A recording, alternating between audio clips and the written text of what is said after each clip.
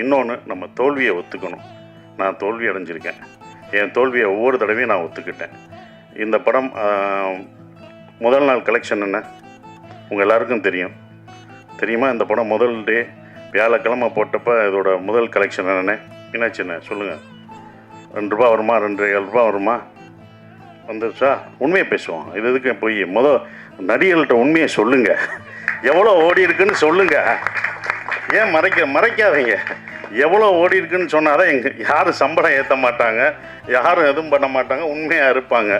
அப்போ நீங்கள் ஒவ்வொரு தடவையும் சொல்லும்போது தான் சார் இந்த 2.5 ஏன் நான் சொல்கிறேன்னா, முதல் நாள் இந்த படத்தோட கலெக்ஷன் 2.5 அப்படின்னா என்னோடய மொத்த படம் ஒரு படம் வந்து 2.5 தான் கலெக்ட் ஆகிருக்கு. அதை நான் தெரிஞ்சுக்கிட்டேன்.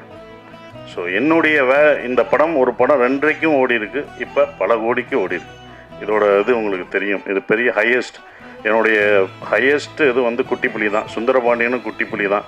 அந்த குட்டிப்புலியும் சுந்தரபாண்டியனும் ஹையஸ்ட் கலெக்ஷனை இந்த டூரிஸ்ட் ஃபேமிலி வந்து அடிச்சிருக்கு. அது ரொம்ப சந்தோஷமாக இருக்குது.